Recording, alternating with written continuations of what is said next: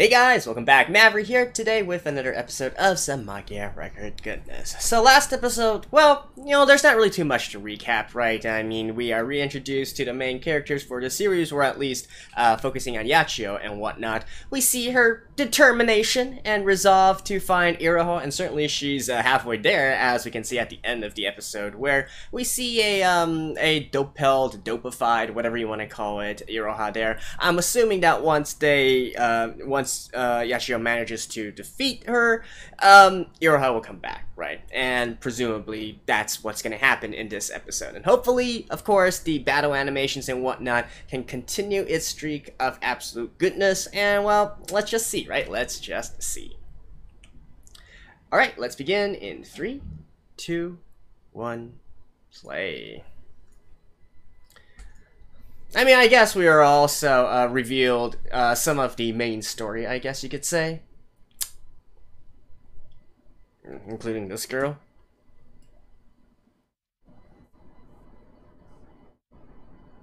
No, but she does say my...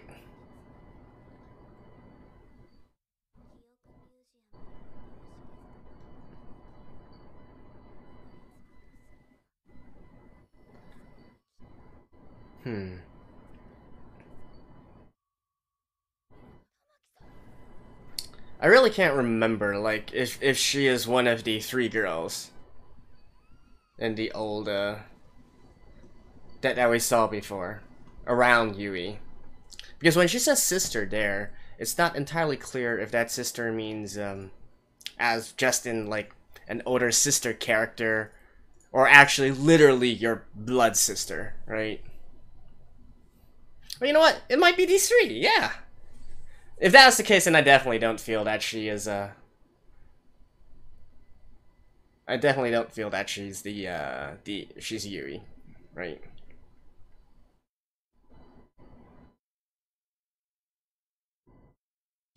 I do wonder, in this opening here, why, especially in the scene before with Iroha, why they actually, like, deliberately shine that bright light on all the girls so we can really see their faces there. But then here it's like, am I just looking too much into it?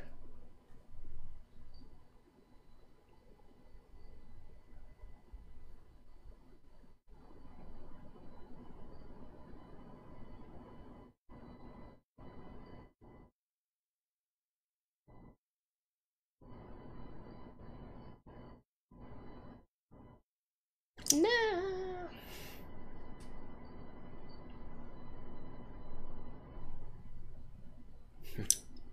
Man, really love that little art style change there.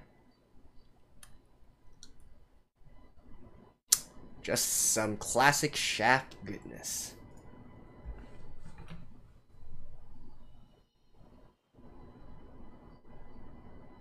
Oh. No, I don't think this is the real world.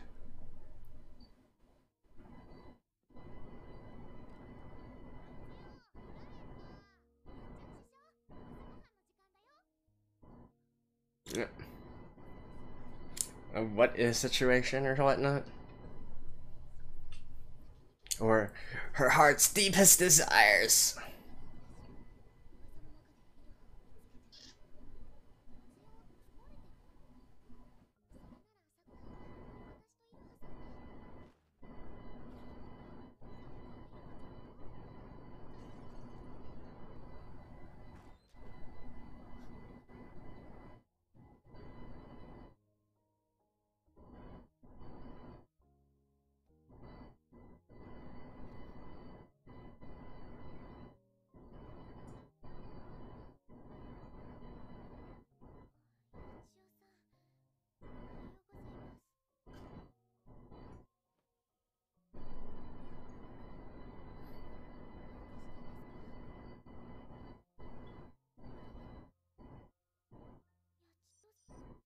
Oh. Now, isn't that creepy?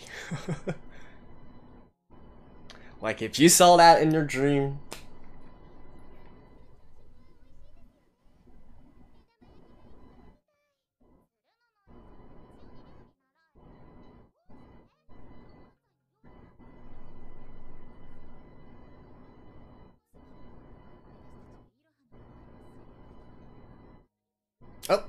You're here as well?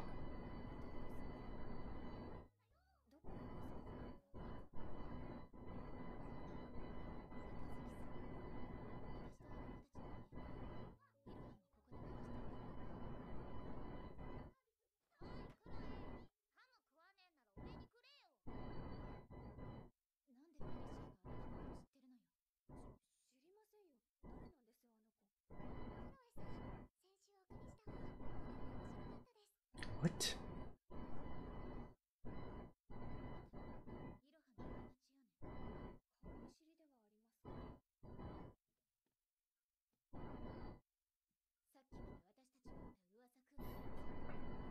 Yeah, why is she part of... Okay, so this is actually part of Iroha's dreams and desires and whatnot.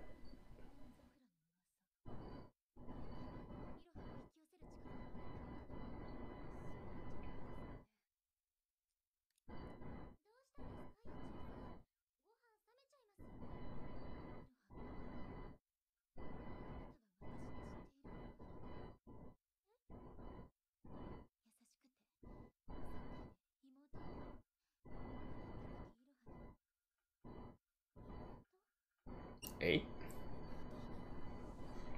Oh.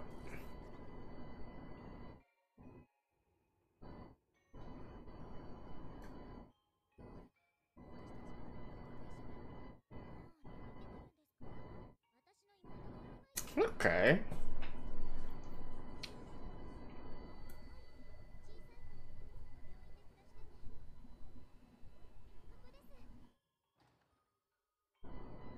Ooh. Are we gonna get to see all three of them? Hey, hey.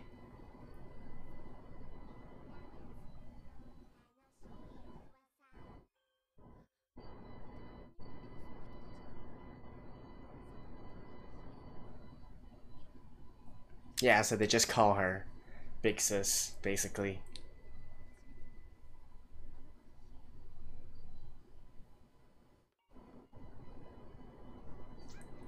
Well, I guess that, like, answers all the questions and whatnot.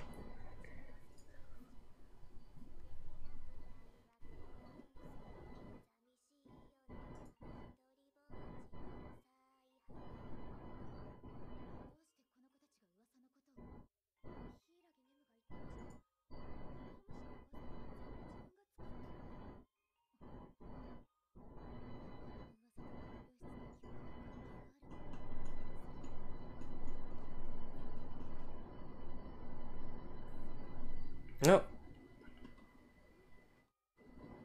And I guess that's why Iroha is the main character, right?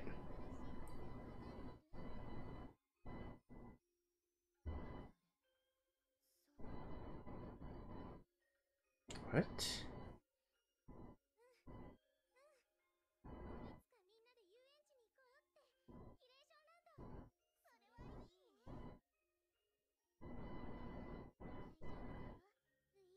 What? Or is it because she can't remember how she looks like?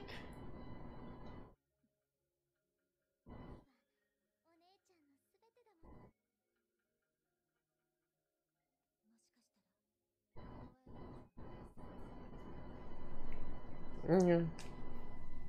I figured as such. Right. Or sort of like ideal world, right?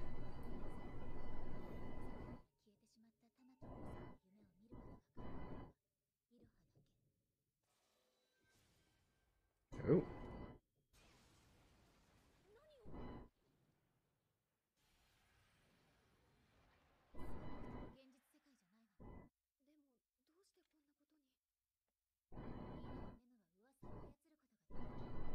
Hmm. You know, that scene back there with Iroha, you know, holding the doll and whatnot. If they changed the music a little bit, it could almost be like a horror scene.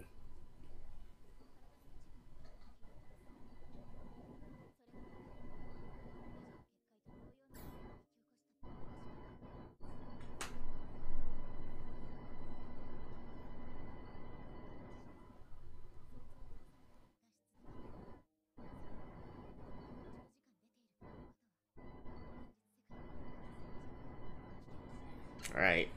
So, as I said at the beginning, defeat the Doppel, and they get Iroha back, right?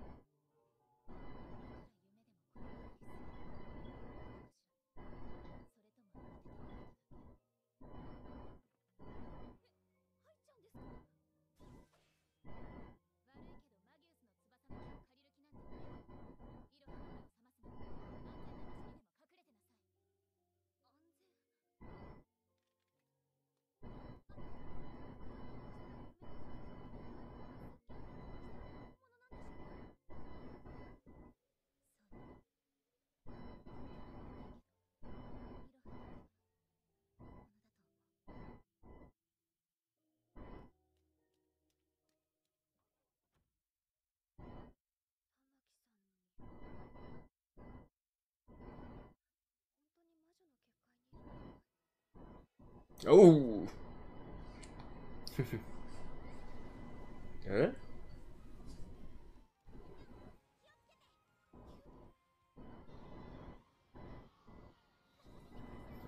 Oh, so her fantasy is about like all of them working together to defeat witches.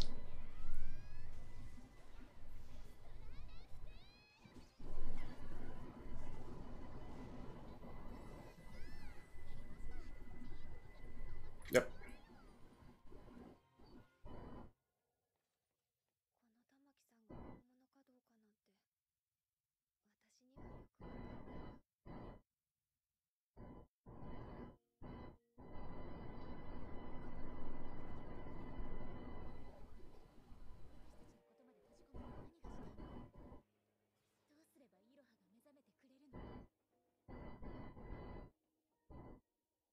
Yep.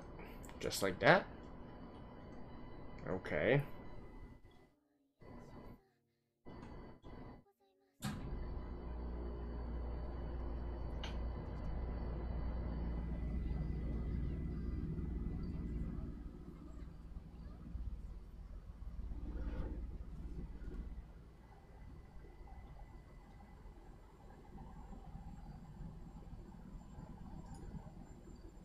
Right. Really, it's just all the things that Iroha wants to do, right?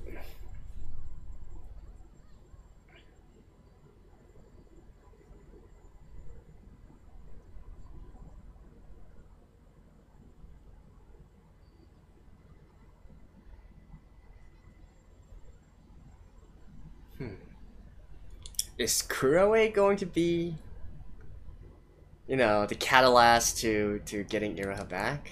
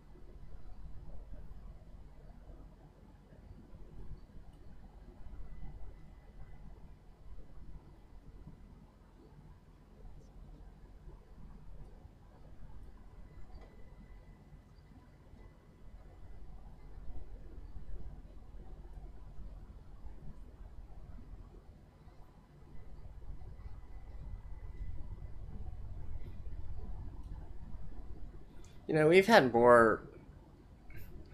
I feel bad for saying this, but I feel like we've had more character development for Iroha than we have in this episode than the entirety of season 1.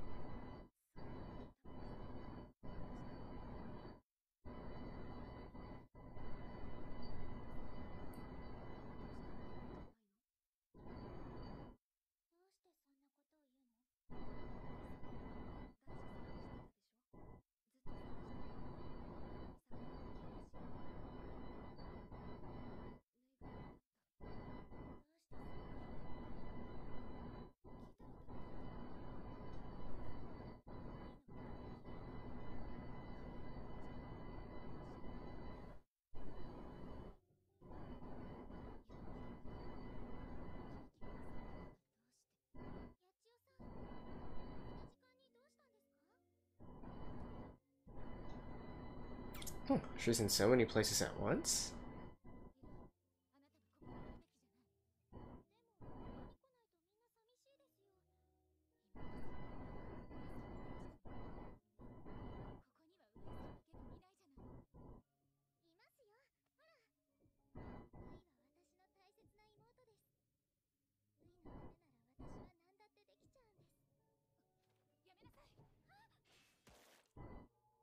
Ooh. Just like that. I think she's gonna go berserk though. Yep.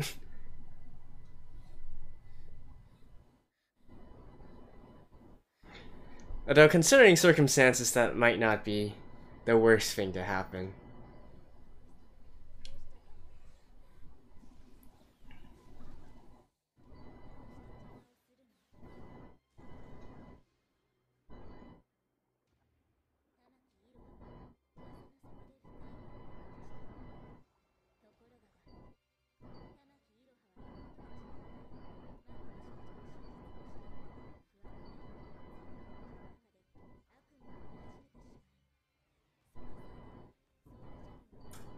Who's the one talking now?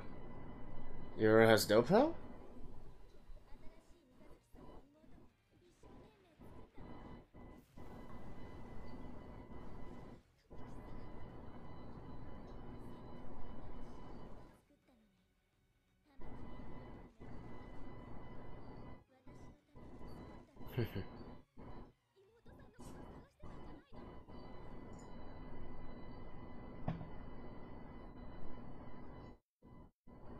Right.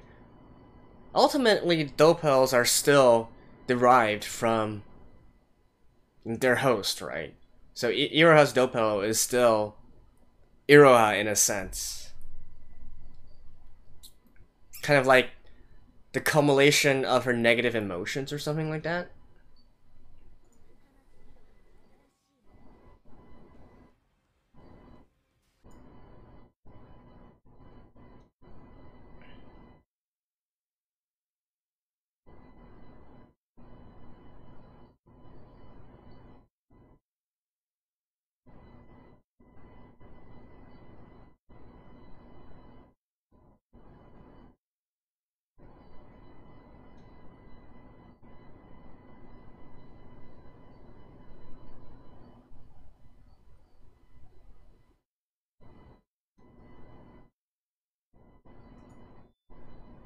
She's gonna be like, I want to fight for her too.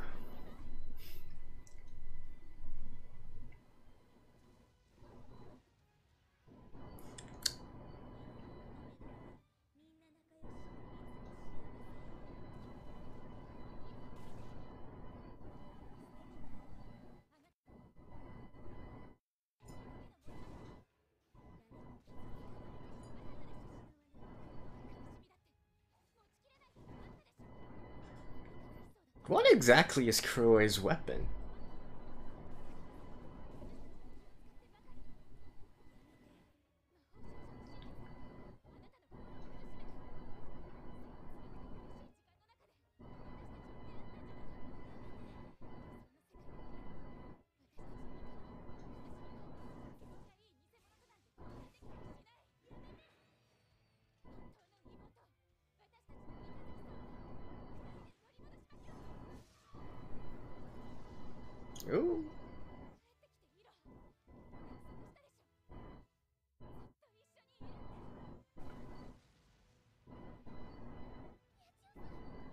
She's back.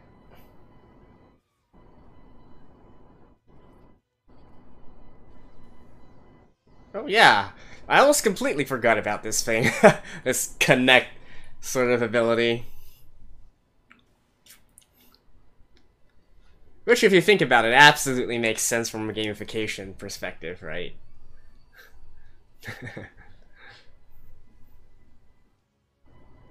Yep.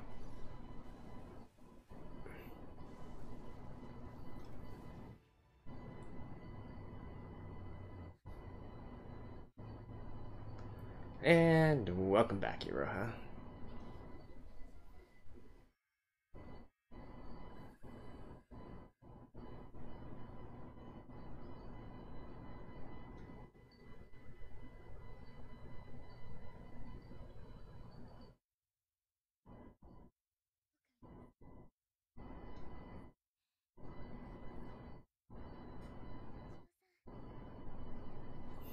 Now kiss. And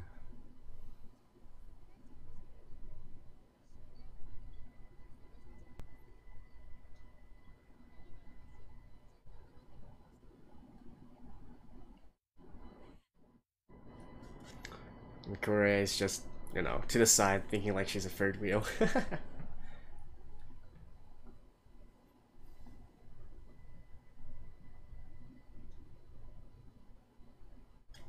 Okay, okay, enough with the pink and scenes and already. Nope.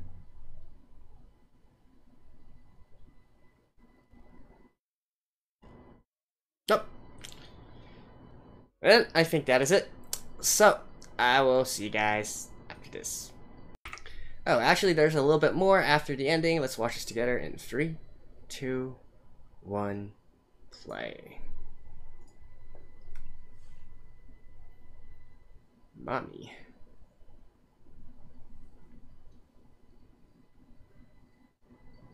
Who's the one sending? Who's the one just... Ah. Hey, are we gonna have the, you know, the collision of world lines now? I mean, that was to be expected, but honestly, that's a lot faster than I was expecting. But, well, I'll see you guys after this.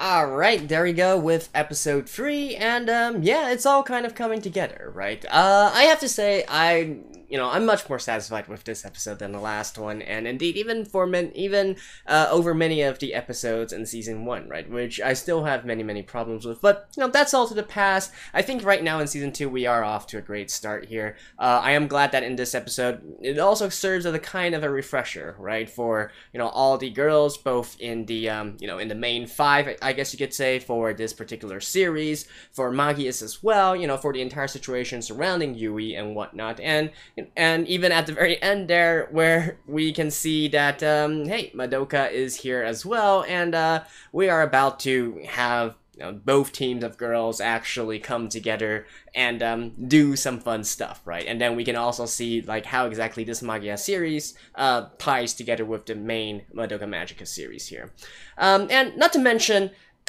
We actually do get through some of the stuff which I had actually hoped that we could see back in season 1, right? With the 5 girls actually doing some stuff together, you know, that kind of thing. I know that that's not exactly that's not exactly the main storyline or purpose of the Madoka Magica series, right? But that's the main series. So since we are in a sort of a spin-off, in a side story, if you will, I would, and considering that they really didn't go for the same sort of psychological and you know, very depression, how can I say it? Very depressive and, you know, that kind of take on the entire situation. I mean, don't get me wrong, Magia Record certainly has its share of, you know, tragedy and sorrow and so on and so forth, but it's really a completely different kind of feeling to Madoka Magica, right? Which is why I was hoping that since they are doing things a little bit differently, why can't we, you know, just give us some of the goodness of watching the 5 girls interact and play together and so on and so forth, right? So, being able to see that through Iroha's perspective, even though it was just a fantasy, definitely satisfies me a lot. I wish we could could have gotten a little bit more of that, to be honest. But it is what it is. Hey, that's what Iroha's trying to work for as well, so I guess we can all just assume that's what's gonna happen once they solve this entire thing someday, right?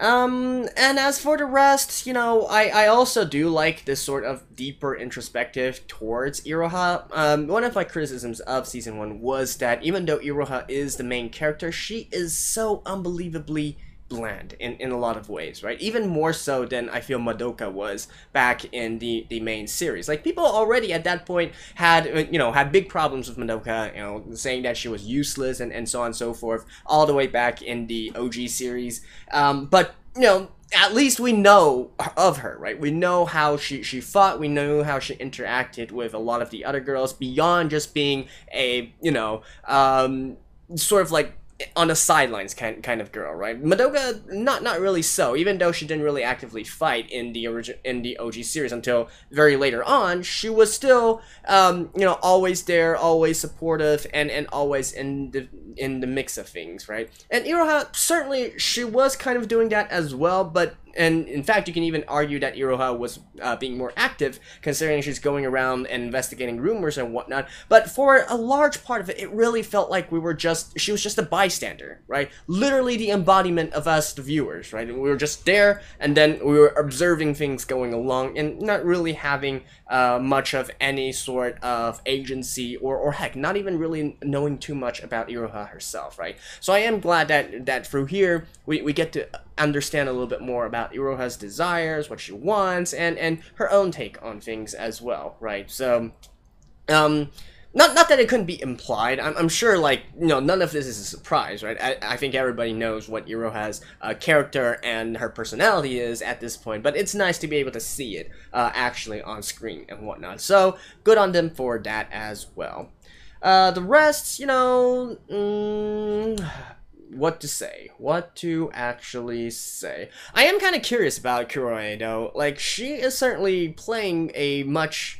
I mean, I think it was pretty obvious at the end of last episode that she's probably going to play a pretty big role in this season, you know, considering that she is here, she is with Yachio, and heck, she's even at the villa with Iroha and all the others, right? But, you know, at the end of the day, I was almost thinking that it was going to be her that played a crucial role or a major role in actually getting Iroha back. But I guess, you know, in the end, we shouldn't really underestimate the sort of bond that Yachio has with Iroha here, right? I mean, that is kind of the characteristic of the Madoka Magica series as well, right? Even going back to, like, Homura and Madoka and so on and so forth. But, yeah. Anyways, that's kind of beside the point. In any case, she is back now, and then we can go on and continue with the story of trying to stop Magius, investigate Magius, although... Yeah, you know, that should be, still what we're trying to do, right? Even though it's not the main thing which Iroha wants to do, Iroha's main goal is to find Yui, right? And considering that two of the you know, two very important people are within Magius, I think it would be a pretty easy thing to assume that they are also going to try and go back to Magius once again in order to learn a little bit more about, you know, what actually happened to Yui, what is the entire situation and whatnot. And heck, I wouldn't be surprised if the entire foundation or the founding of the Magius and whatnot is all related back to Yui in the first place, right? I would obviously make a lot of sense considering, you know, Nemu and Toka are both in there, and also the fact that Iroha is the main character of this series, right? It would all come to tie together neatly if that is the end result or the end plot. So, you know, I think at that much we can assume already. And yeah, I mean, let's just get on with it and see in the next few episodes how they are going to develop, and also see when exactly the OG characters are going to be making their formal connection, if you will, to these new girls here, and what kind of sparks, what kind of fireworks will emerge from them. So anyways, that's it for this episode. Thank you guys. I'll see you guys next time. Bye-bye.